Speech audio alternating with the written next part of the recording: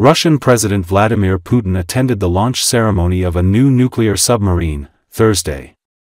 According to Assosicted Press, Putin said the new submarine, which carries advanced hypersonic missile Zircon, will enhance the security of Russia's maritime borders and protect national interests in various areas of the world ocean, including the Arctic zone. Russia has sought to assert its influence over wide areas of the Arctic in competition with the United States, Canada, Denmark and Norway, as shrinking polar ice from the warming planet offers new opportunities for resources and shipping routes. China also has shown an increasing interest in the region, believed to hold up to 1/4 of the Earth's undiscovered oil and gas.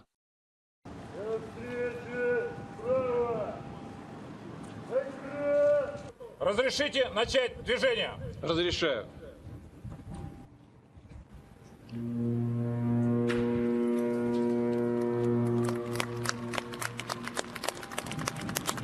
Такие подводные лодки и корабли усилят мощь всех наших флотов. Будут укреплять безопасность морских рубежей России, Северного морского пути, обеспечат решение задач по защите национальных интересов в различных районах Мирового океана, в том числе в арктической зоне, которая в условиях обостряющейся глобальной конкуренции приобретает важнейшее экономическое, логистическое, транспортное значение. Будем и дальше делать все, чтобы надежно защитить территориальную целостность и суверенитет России, упрочить ее позиции как одной из ведущих морских держав.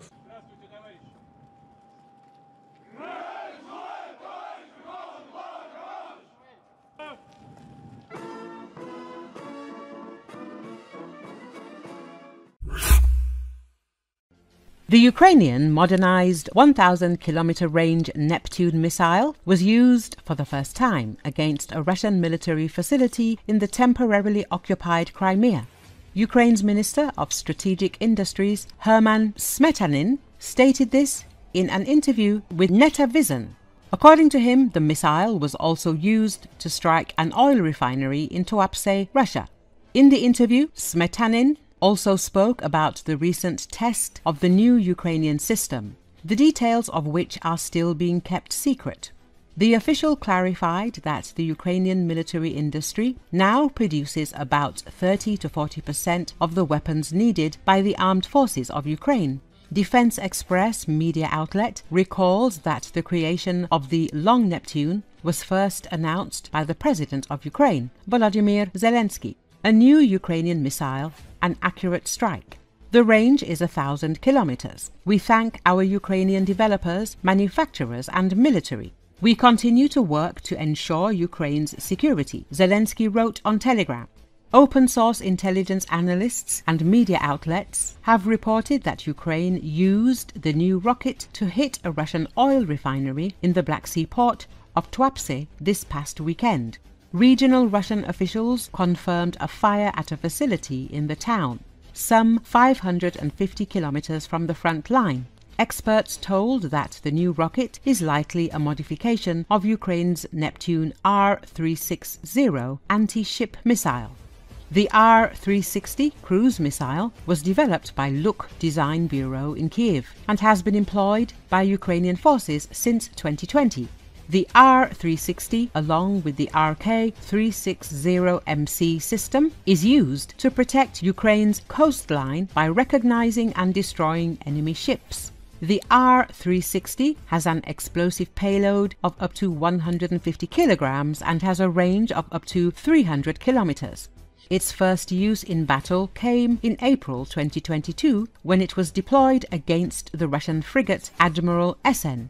That trial was followed days later by what would become one of the most important events in the war when two such missiles struck and sank the €750 million Russian cruiser Moskva, the flagship of Russia's Black Sea Fleet.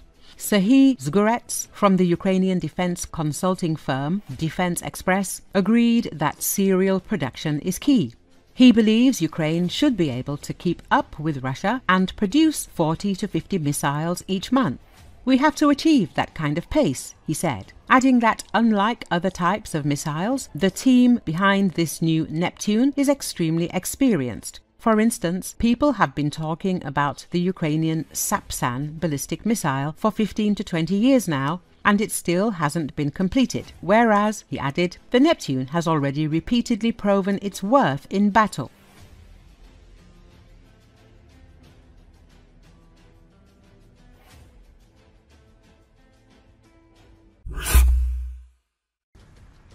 Some details of the battle in the Belgorod border area are emerging. Russian media report that the Ukrainian army, realizing that its plan to capture Demidovka and further advance deep into the territory of the Belgorod region, successfully decided to shift to another vector of attacks to the settlement of Popovka, located in close proximity to the state border. According to the MASH portal, Ukraine sent a Special Forces strike group to this direction, similar to what happened in August 2024.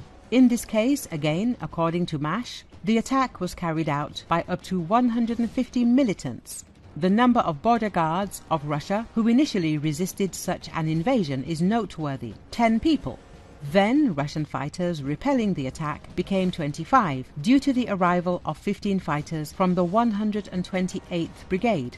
MASH writes that the battle at the border lasted almost a day, and that Ukraine constantly threw groups of up to 45 people to storm the positions of Russians, supporting them with fire, including from tanks. MASH says, on average, there were 5 Ukrainian fighters for every 1 Russian soldier.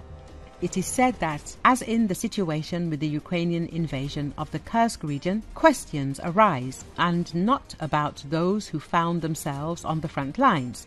Russian top war media outlet writes, one of the main questions is why, against the backdrop of the Ukrainian onslaught on the Krasnoyarsk region, which has been going on for several days now, the situation was reduced to the fact that the enemy was confronted by only 10 people. Lack of intelligence, an old problem with coordination between individual units. Accordingly, the question is also why our very limited in number forces were forced to fight a long, multi-hour battle against many times superior enemy forces. After all, if it were not for the dedication and heroism of these 25 soldiers, then can we give any guarantees that the Ukraine's Special Forces units would not have repeated the August breakthrough in the Kursk region to a depth of 10 kilometers? Or is it that the information about such a small number of our fighters is a journalistic error? In any case, I would like to hope that conclusions were drawn from the enemy's Kursk invasion, and that the situation when ours have to hold the line against an enemy that is 5 to 6 times larger in numbers will not be repeated.